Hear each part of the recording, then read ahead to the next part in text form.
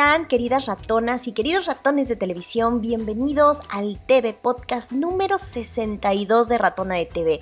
¿Se han dado cuenta que ahora me ha dado por hacer mucho énfasis en el número de los podcasts? Sí, está súper loco porque la verdad es que pasé 60 podcasts sin nunca saber qué número estaba yo grabando y ahora lo tengo como muy presente, quizás porque ya son 62 audios y pues la verdad es que estoy muy contenta y me da muchísimo gusto que estemos de nueva cuenta, aunque sé que muchísima gente está felizmente de vacaciones y quizás lo último que quieran es escuchar un podcast y cuanti menos un podcast que tenga que ver con televisión. Pero la verdad es que si están escuchando esto aún en vacaciones, se los agradezco en el alma, porque de pronto a uno le hace falta saber si de veras están escuchando, si de verdad está uno llegando a su cometido y agradezco profundamente a la gente que se ha comunicado conmigo, que me ha mandado un mensajito diciéndome que les gusta mi trabajo, que les gusta la reflexión, pues no se trata de que estén 100% de acuerdo conmigo, pero sí que digamos que los temas que yo pongo sobre la mesa les sirvan a la gente y la ayuden pues a tener algo más allá de simplemente el hecho de sentarse a ver la televisión o cualquier pantalla audiovisual y quedarse con esos contenidos y no tener nada más que hacer con ellos más que divertirse o a veces sacar plática, ¿no? Aquí de lo que se trata y lo que yo planteo, insisto, no es tener la verdad absoluta de lo que digo, porque pues ¿quién me creeré yo semejante pepina de tener la verdad en todo? Pues para nada, pero sí me gusta pensar que aporto algo y que puedo ser capaz de llevarlo a otro nivel.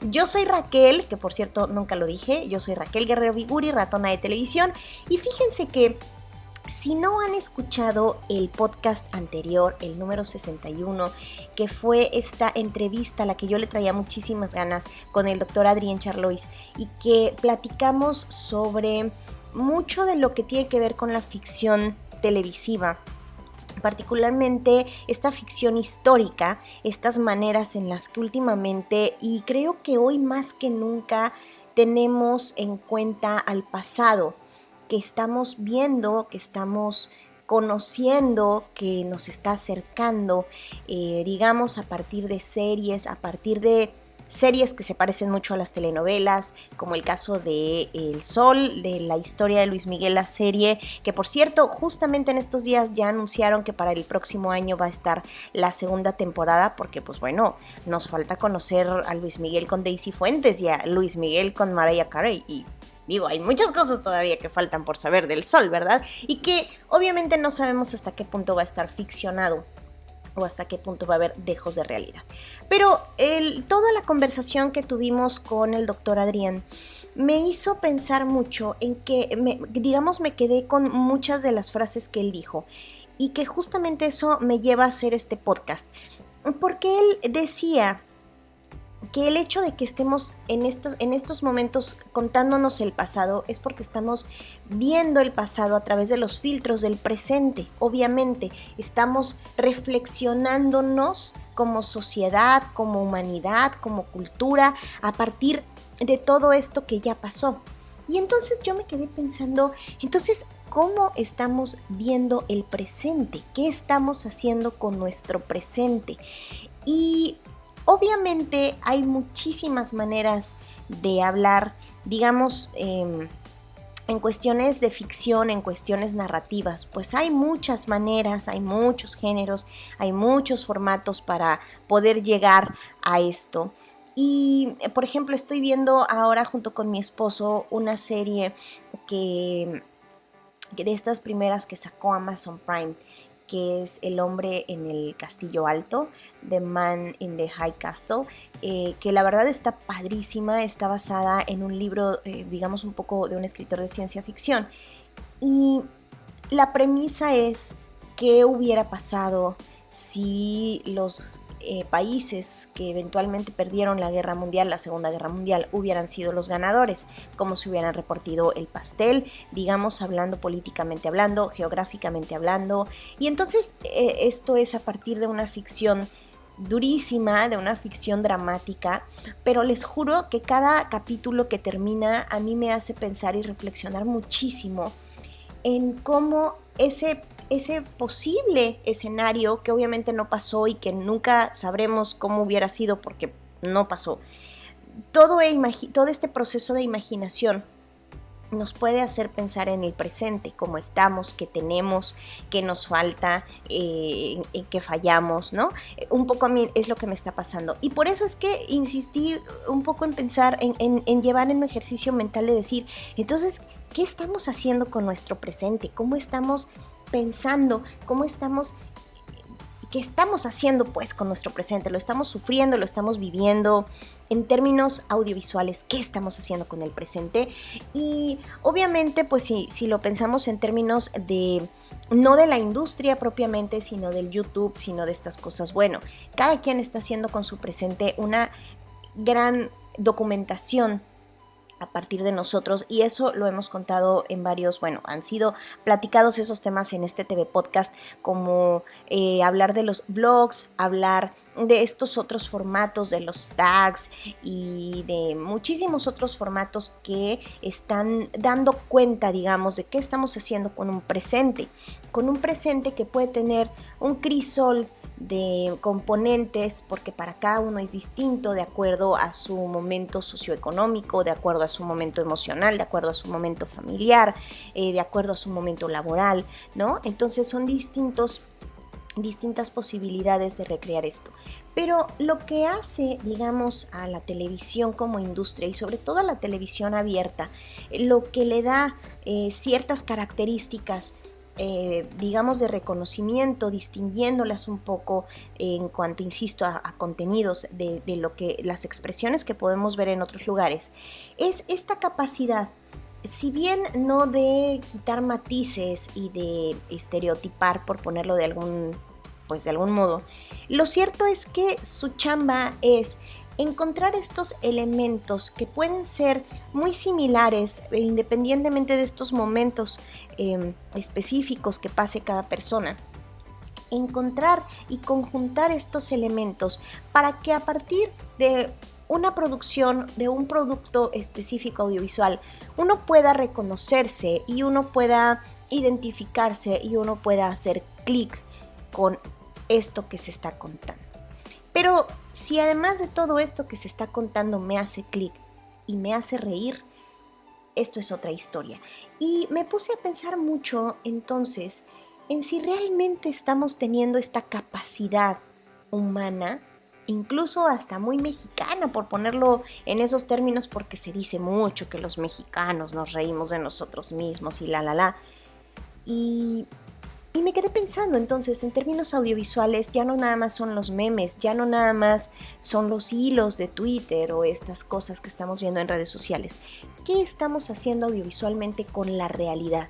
Y de pronto se me ocurre pensar en la comedia como uno de estos lugares en donde la realidad se vislumbra no solo distinto, sino que a veces puede ser incluso más cruel, porque justamente si se trata de reírnos es porque de pronto podemos en estos formatos tener esta capacidad de encontrar elementos que a veces son más difíciles de tocar en las producciones dramáticas, porque precisamente serían más crueles, y el recurso de la comedia logra que las cosas se dimensionen distinto.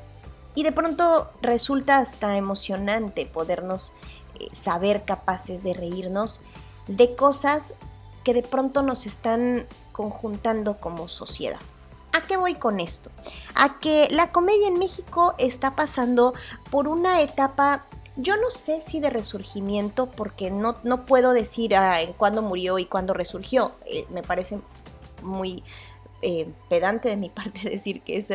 Sin embargo, sí creo que ha tomado nuevos aires, que mucho de lo que muchas personas le han o le hemos reprochado a la Televisa, que nunca se supo evolucionar en formatos como las telenovelas y que no supieron cómo dar este brinco hacia digamos, otras formas de contarnos mejores o menos acartonadas de lo que sucedía. Creo que en términos de comedia, esto hace un buen rato que se superó y que lo que se ha estado haciendo en este sentido, no sé por qué no ha hecho mucho ruido, no sé por qué la gente no dice grandes cosas al respecto, pero a mí me parece que están sucediendo cosas importantes. Tanto que por eso el año pasado YouTube decidió empezar a hacer sus producciones originales en México con un formato de comedia, trayéndose a Sofía Niño de Rivera, haciéndose esta serie que se llama Sobreviví, que la verdad, les digo una cosa, yo la vi toda y me dio muchísima risa, me encantó. Me parece que la comedia que ya se está logrando en México, que es más allá del stand-up, que yo el stand-up me gusta, me parece un formato muy amable. Sin embargo, no soy fan, no son mis favoritos y de pronto hay algunas cosas que me parece que no son tan divertidas. Pero, por ejemplo, traer a Sofía Niño de Rivera de este formato del stand-up a una comedia de situación en donde de alguna manera ella se estaba como interpretando a sí misma de distintas maneras, y no sé, a mí la verdad es que me causó mucha risa e insisto, no por algo, no por nada, YouTube decidió que esta primera producción original mexicana iba a ser en este tenor. Porque lo que está pasando es que tanto Televisa como Televisión Azteca, o incluso como Imagen, que ya lo estuvimos platicando aquí en el TV Podcast donde hablé de Un Poquito Tuyo, el tema de la comedia, fusionándose quizás con de pronto elementos dramáticos, pero el tema de la comedia en sí mismo está bien interesante en lo que está pasando en nuestro país. Porque, por ejemplo, Televisión Azteca, que yo creo que Televisión Azteca es acertadísimo en muchas cosas. A mí me gusta mucho lo que hace Televisión Azteca en materia de concursos, por ejemplo. Me parece que la calidad que tienen para los concursos es insuperable. Yo prefiero millones de veces ver un programa de concursos de TV Azteca que de Televisa, se los prometo. Y también creo que Televisión Azteca, en pausas, no puedo hablar de una continuidad, pero creo que ellos fueron capaces de tener siempre ciertos elementos de comedia, aunque no hicieran mucho ruido. Y no estoy hablando de tiempos actuales, también me remito al TV Podcast en el que tuvimos una entrevista con David Elizondo, que él es escritor, él es guionista y tiene una gran experiencia en todo esto, el trabajo en TV Azteca. Y hablábamos de Una familia con Ángel, que era una sitcom que se trajeron de Estados Unidos, bueno, que trabajaron con Sony aquí en México, TV Azteca y Sony, y que no dejaba, por ejemplo, desde entonces se tenían estas consideraciones de no dejar de hablar de la vida cotidiana, de la vida real, entre comillas, casi siempre ubicada en la clase media, pero con elementos de comedia y con algunas distinciones obviamente propias del relato. Pero si bien TV Azteca ha tenido sus momentitos y quizás lo último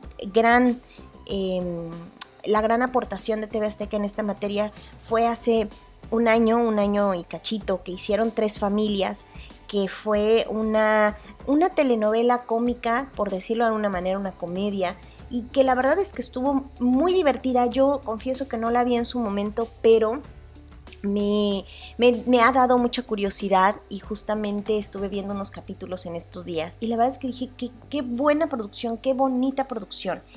Y quizás comparándolas con las que están haciendo Televisa, me gusta muchísimo ir visualizando que, por lo menos visualmente hablando, la comedia en este país tiene una calidad hermosa.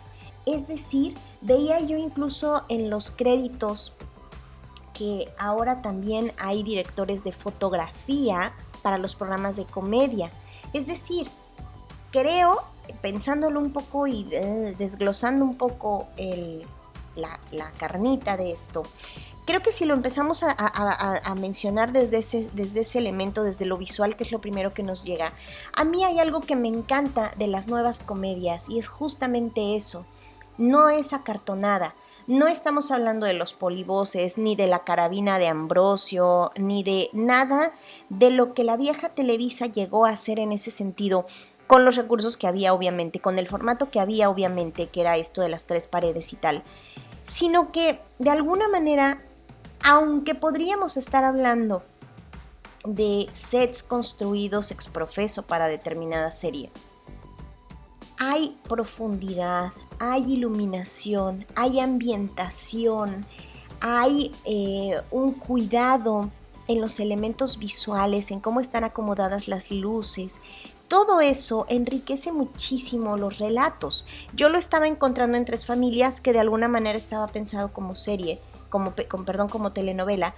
Pero si me brinco a lo último que ha estado produciendo Televisa en materia de comedia, que ha tenido una barra sólida, digámoslo así, interesante. Si pensamos, por ejemplo, en Vecinos, que Vecinos es el mejor ejemplo que podemos tener, porque en este tiempo que lleva produciéndose, en este momento tan largo que pasaron sin producir y que de pronto de lo que antes hacían ahora, si ustedes ven las primeras temporadas y ven las escenografías y ven la iluminación, se van a dar cuenta que hay un mundo de diferencia entre todos estos elementos que ya se ven en las últimas temporadas, donde los departamentos se ven diferentes, donde todo se ve diferente, las tomas, la textura de la imagen, todo se ve diferente. Sí, claro, la tecnología ha cambiado, cambia rapidísimo, pero lo cierto es que ya se le está poniendo más cuidado en eso y por lo menos a mí me encanta.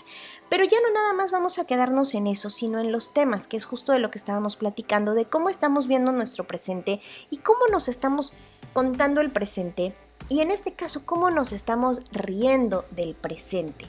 Y esto lo digo porque aunque hay muchas quizás comedias de las cuales en este momento platicar, yo me quiero quedar con 2, y solo porque creo que parten de una realidad muy personal. Entonces me gustaría mucho tocar nada más 2, aunque hay un mundo de producciones que, por ejemplo, en el caso de Televisa, me encanta la idea y les juro que sí voy a estudiar un poco más al respecto y hacer un podcast de esto, porque me gusta mucho el trabajo que están haciendo los hijos de Jorge Ortiz de Pinedo, particularmente Pedro Ortiz de Pinedo, con el tema de la comedia. Para empezar, porque creo que Jorge Ortiz de Pinedo, el actor cómico que muchos de nosotros conocemos, que por si ustedes no saben, bueno, es hijo de un actor, también fue hijo de un actor que tuvo un buen nombre en el cine mexicano en la época de oro, que era un señor dedicado precisamente mucho más hacia la comedia, que hemos visto en una gran cantidad de películas, incluso, bueno, búsquenlo, realmente está en muchos lados. ¿Y qué pasa con Jorge Ortiz de Pinedo? Que Jorge Ortiz de Pinedo traía una tradición de carpas y de muchas de estas cosas que vio con sus papás y que supo de alguna manera traducirlas a la forma de hacer televisión en México. Es más, uno de los títulos más distintivos de Jorge Ortiz de Pinedo es sin duda alguna el Dr. Candido Pérez. Si lo ponemos, digamos, en contraposición con lo que se estaba haciendo en ese momento respecto a comedias familiares, que vamos a ir un poco aterrizando esto, de que el tema de hacer comedia siempre o casi siempre apunta a nichos específicos, a núcleos, no nichos, núcleos específicos que van, si lo ponemos en la perspectiva de los programas gringos, por ejemplo, tenemos grupos de familia o grupos de amigos, ¿no? Friends es un gran ejemplo, The Big Bang Theory es un gran ejemplo, ¿no? Siempre vamos a encontrar estos grupos que son en donde sucede toda la acción, ¿no? Son estos elencos corales, digámoslo así, que son los nucleares, y por ahí empieza a surgir toda la acción, aunque hay algunos otros personajes, digamos, satélites que pronto van saliendo, pero todo recae en estos grupos. Y mucha de la comedia que ha habido a lo largo de la historia, por lo menos de la historia gringa, es justamente esta comedia que cae en las situaciones familiares. Entonces, si lo pensamos así, vamos a poner una perspectiva de la comedia de los años 80, en donde teníamos, por ejemplo, un papá soltero, ¿no? Que obviamente era una comedia familiar, pero que tenían moraleja, que tenían ciertas enseñanzas, porque las sitcoms de pronto así se vislumbraban, ¿no? Siempre había un elemento de reflexión, sí tenía elementos más o menos graciosos, pero bueno, al final siempre había como una reflexión alrededor de un evento familiar o de algo que nos podría dejar una enseñanza. Y obviamente también teníamos esta manera de contarlo como lo contó durante muchos años Luis de Llano a partir de Papá Soltero. Y tenemos esta contraposición de lo que hacía Jorge Ortiz de Pinedo con el doctor Cándido Pérez, que él lo que hacía era una comedia de situación con también un elemento familiar central, digámoslo así, que era su propia familia, la familia de este ginecólogo, ¿no? Que era la mamá, la suegra, la muchacha, la enfermera, que era su secretaria, etcétera, los hijos. Pero, por ejemplo, lo que hizo Jorge Ortiz de Pinedo fue un poco trasladar esto de las carpas, ¿no? Esto del teatro en vivo, de la comedia en vivo, y que también era un elemento importante en las comedias estadounidenses que se grababan con público en vivo. Nada más que lo que hizo Jorge Ortiz de Pinedo fue: no lo voy a grabar en un set común y corriente, lo voy a grabar en un teatro. Y era un foro, tal cual era un foro en donde el público estaba sentado. Y obviamente las risas, pues son risas reales, no eran risas grabadas. Y durante muchos años fue una manera de entender la comedia. Después lo que hizo Jorge Ortiz fue que, creo yo que en vez de evolucionar o de dar un brinco, él quiso retomar estos recuerdos de cómo se hacía la comedia en estas carpas y en estas modalidades, digamos, movibles de llevar la comedia a distintos foros de distintos lugares. Y entonces nos trajo la escuelita y de pronto trajo algunas otras cosas que posiblemente no a todo el mundo le gustaron. Durante ese inter también él promovió mucho el tema de los comediantes, tenía este programa que se llamaba así, Los Comediantes, y era la presentación de gente que quería hacer algo por la comedia, y que no sé qué tantos de estos comediantes eventualmente tuvieron éxito, no lo sé. Pero lo cierto es que Jorge Ortiz de Pinedo, como productor, siempre tuvo como esta visión, y que poco a poco, quiero suponer que los hijos aprendieron a hacerlo, y eventualmente hemos ido viendo mucho de lo que han hecho, sobre todo, insisto, Pedro Ortiz de Pinedo al respecto. Que no nada más lo ha hecho en un tema familiar, por decirlo así, sino lo ha hecho incluso muy específico. Si ustedes tienen hijos pubertos o un poco más pequeños o más grandes, no sé, que vieron este programa de la secu, así, la secu, como de la secundaria, que era una especie de estas comedias Nickelodeon, de Disney, etcétera, para un público adolescente muy particular. Esto fue una producción de los Ortiz de Pinedo.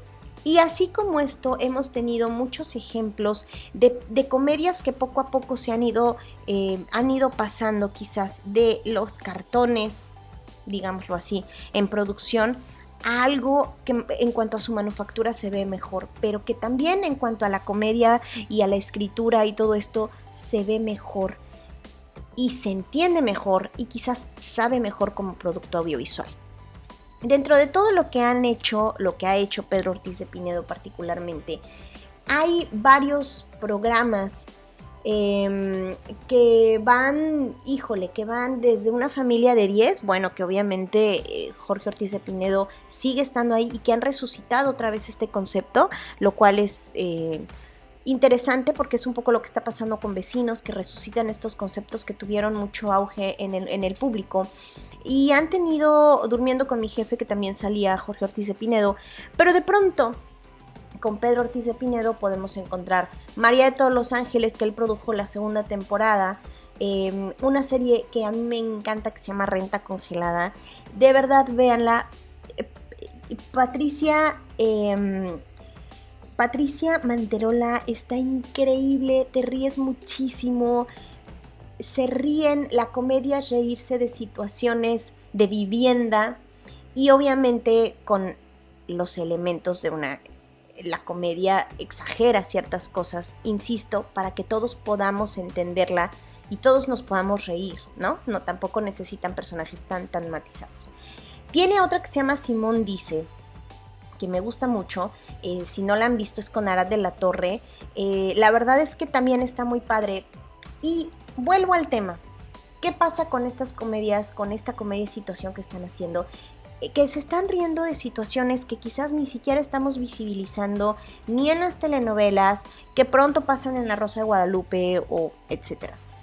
Que es, por ejemplo, en Simón Dice hay un personaje, hay dos personajes que son chicos como pochos, son de estos chicos que estuvieron en Estados Unidos, que incluso a lo mejor vivieron un tiempo en Estados Unidos, que traen todo esto y que bueno, eventualmente se regresan a México, pero que traen todo esto de seguir hablando en inglés, de que no, se les escapan de pronto pues muchos de los hábitos que existen en la vida de un latino cuando vive en Estados Unidos. Entonces de pronto son estos personajes que, por ejemplo, insisto, en Renta Congelada, por ejemplo el personaje de Regina Blandón, que es así súper hipster, que se ríen de los hipsters como un nicho social, como una tribu urbana que existe, que está, que no es nada más un efecto capitalino, sino que digamos está también presente de pronto en otras ciudades de provincia, quizás en el DF con más intensidad, pues. El personaje Pati Navidad, que es padrísimo porque es una chava que se ríen mucho, pero también retoman mucho de pronto estos temas un poco esotéricos, de alguien que lee las cartas, no sé. El personaje de Rodrigo Murray, que es un patanzazo, pero de marca, pero los hay. Lo peor de todo es que siempre los encontramos, está el vecino, está en todas partes, hay un personaje así.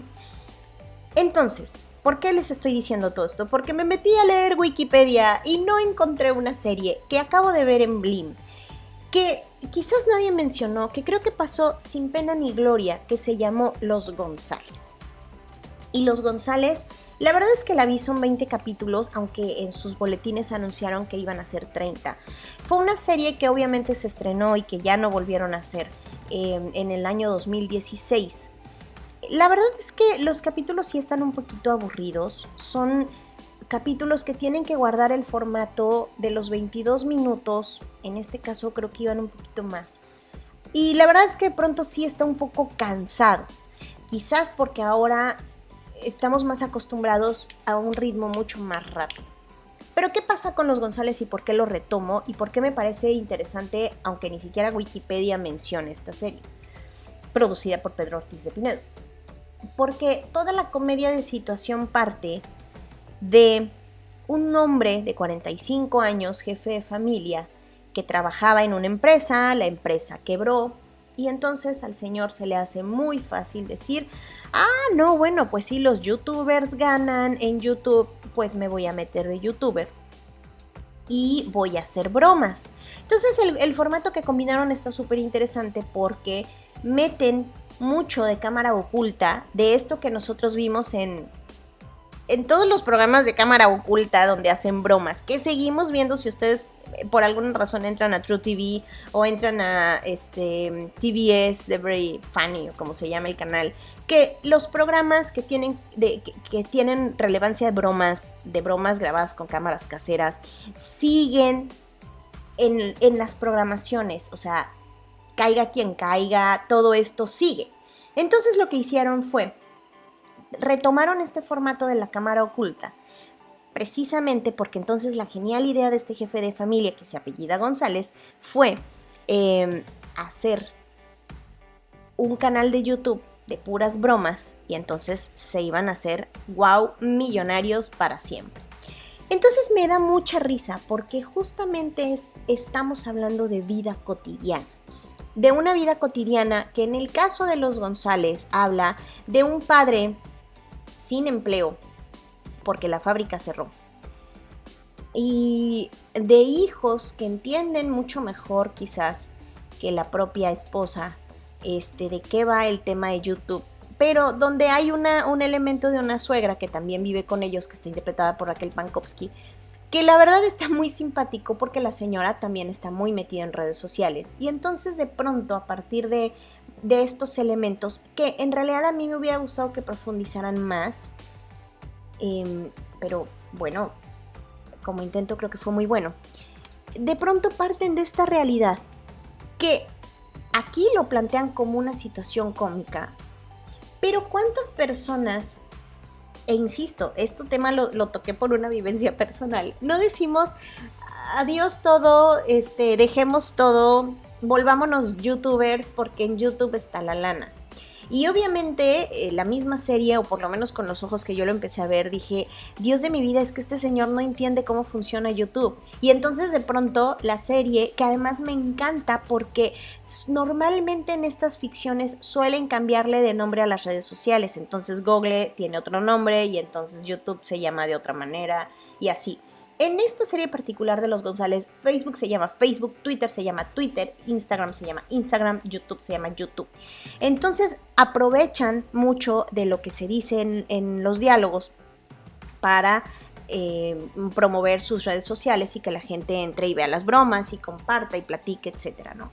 Entonces me pareció como una estrategia muy simpática por parte de los productores, la visión.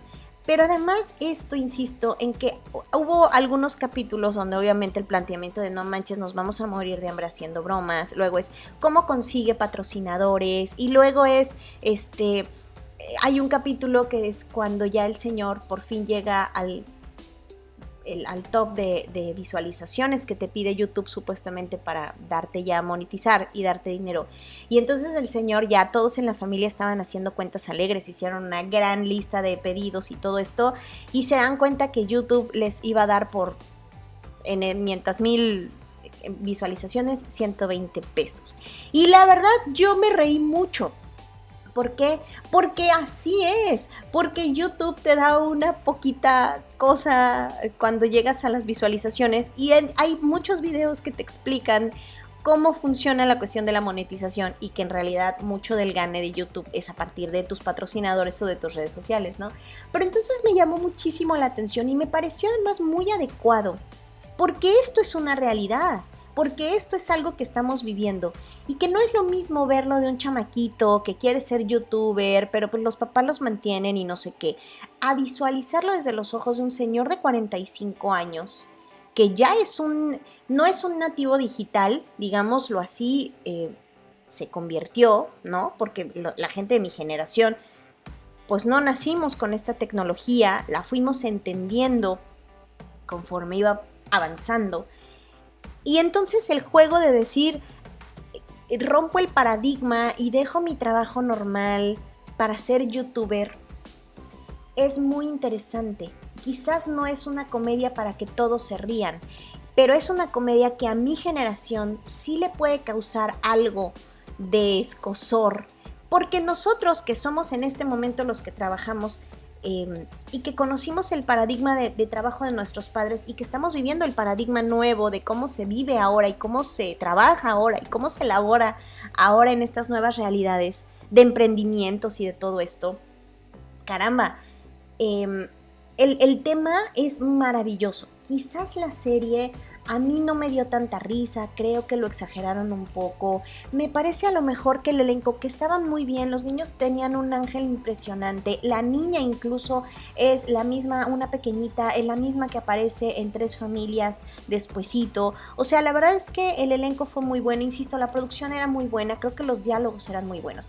Al final creo que lo que pasa es que los actores a mí no me hicieron mucho clic, aunque Dalila Polanco es una gran actriz y el actor principal, que Alejandro, no me acuerdo ahorita, les digo su nombre, me parece que realmente no era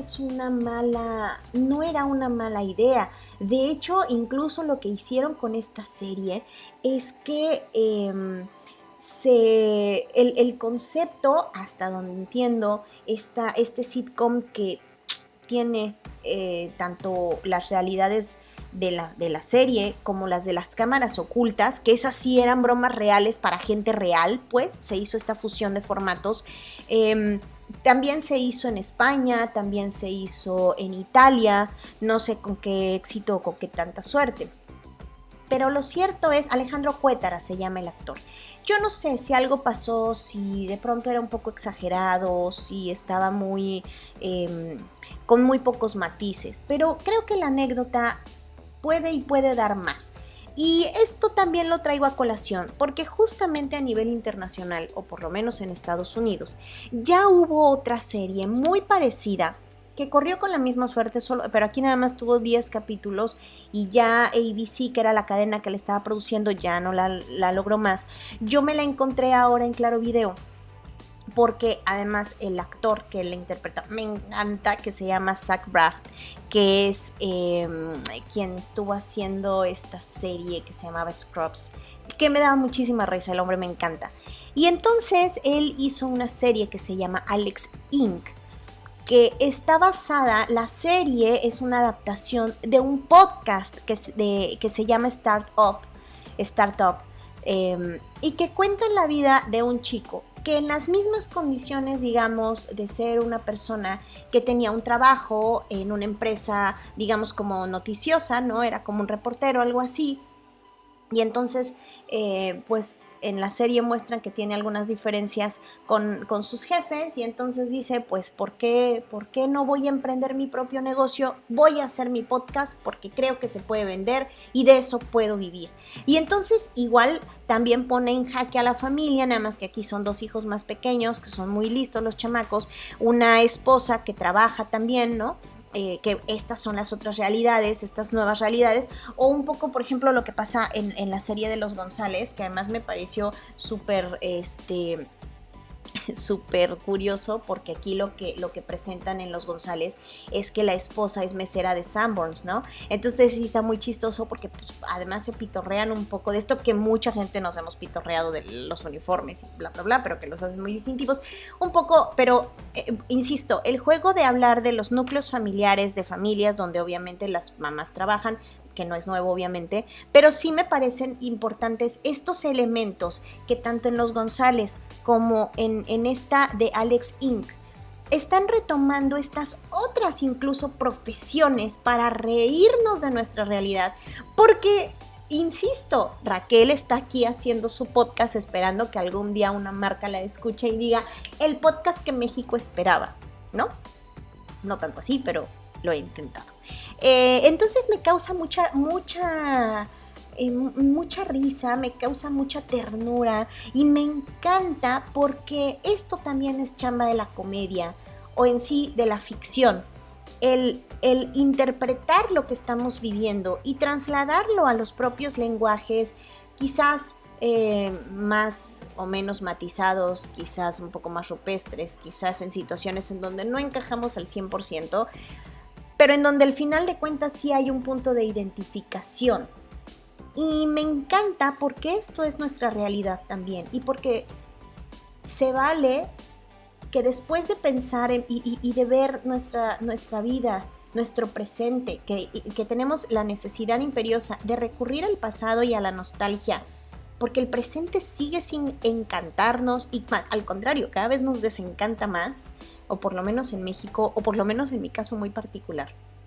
Sí necesito cosas que quizás hablen de lo que estoy viviendo desde otro tono y desde otra perspectiva. Sí, la crisis, sí, lo difícil, sí, qué madres, cuántas personas hemos sido así que por alguna razón renunciamos o dejamos nuestros trabajos anteriores o nos corren o lo que sea y buscamos refugio en lo que todo el mundo nos dice que es un refugio, porque en cuántos programas, porque en cuántos cursos, porque en todos lados nos dicen saca contenido en YouTube, haz cosas en tu podcast, todos podemos hacerlo.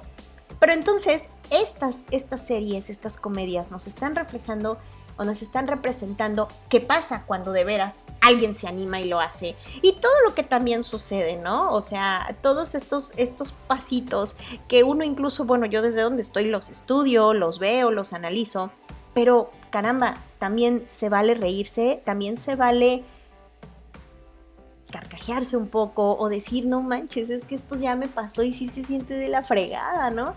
Entonces, quizás no son las cosas más, más vistas, no son las más populares. Definitivamente la comedia no es siempre más vendida que o sea, no estamos hablando de que Alex Inc. compite con Game of Thrones de ninguna manera, ni que por supuesto que Los González, que incluso ni siquiera aparece en el listado de Wikipedia de Pedro Ortiz de Pinedo, compita con cualquier otro melodrama tremendo que puede tener Televisa o cualquier otra cosa. Pero lo cierto es que son estas interpretaciones de lo que estamos haciendo con nuestro presente, que están incorporando la tecnología, obviamente, ¿no? Al final de cuentas, si lo pensamos así, pues las comedias desde el principio, por lo menos en el modelo americano, I Love Lucy, que incorporaban estos elementos familiares a partir de la tecnología, y de pronto la televisión también se volvía un personaje más en algunas de estas comedias. Entonces, la tecnología es parte de nuestra vida cotidiana. ¿Cómo ha estado tan inmersa en nosotros que ahora también nos reímos del uso que hacemos de ella? Eso es lo que rescato de estas comedias y esto es lo que rescato de este podcast, que ¿qué creen? Yo dije va a ser muy chiquito y no, señores, ha quedado un podcast largo, pero no me importa. Así que bueno, son vacaciones, se vale, a lo mejor muchos de ustedes ni van a oír este podcast, me encantaría que sí lo hicieran y me encantaría que compartieran conmigo. ¿Ustedes están viendo algo? ¿Han consumido algunas de las nuevas comedias de Televisa? Yo he estado platicando en mis intervenciones de los viernes de recomendaciones. De pronto, aparte de Renta Congelada, estoy viendo Julia versus Julia, que es con... Ay, ¿cómo se llama esta mujer? Es que no me cae nada bien. Consuelo Duval. Creo que a mí ella no me cae bien. Pero qué buena está Julia contra Julia con Liliana Wood. La verdad es que hay muy buenas opciones de comedia en este momento, de una comedia que ya no son los polivoces, que ya no está cartonada, que ya no es el pastelazo y que ya no es Chespirito. Superemos un poco a Chespirito, que hacía una comedia extraordinaria, pero ya no. Y tampoco es Eugenio Derbez, que tiene un tipo de comedia muy específico, pero no. En México hay muy buena comedia y qué mejor que esta comedia que nos está haciendo reír de nuestra realidad. Al final de cuentas eso hizo Chespirito, ponía situaciones crueles, ¿no? Como un niño huérfano que vivía en un barril y era comedia. Al final de cuentas eso es hacer una comedia inteligente, reírnos, ser capaz de reírnos de realidades que pueden ser incluso todavía más gruesas, pero bueno, vernos representados, porque también de eso se trata, de representaciones culturales, y todo eso y más es la riqueza de las producciones audiovisuales que platicamos en estos TV Podcasts de Ratona de TV. A mí me encuentran en www.ratonadetv.com, ahí también pueden encontrar mi libro, que es un manual de formatos audiovisuales del siglo XXI, televisión e internet. Lo pueden comprar en Amazon, súper fácil, lo tienen en PDF y tienen ligas para encontrar ejemplos de estos muchos formatos que hay, no nada más en la televisión, sino en YouTube particularmente y en redes sociales. Y pueden encontrarme también en mis propias redes sociales, que son Facebook, Twitter, Instagram y bueno, YouTube. Hay algunos videos porque, como ya lo dije, también me dio por intentar ser youtuber. Le bajé un poco porque descubrí que no era tan fácil y bueno, pasan cosas. Muchísimas gracias por escucharme en este TV Podcast. Espero sus comentarios, platíquenme, cuéntenme y ya, si es el caso, pues mándenme fotos de sus vacaciones. Digo, para que yo arda en envidia, porque yo sigo aquí con la calor, pero en la calor que vivo todos los días. Me dio mucho gusto que me acompañaran. Nos vemos en el siguiente y ahí estaremos en estos TV Podcast más. Bye.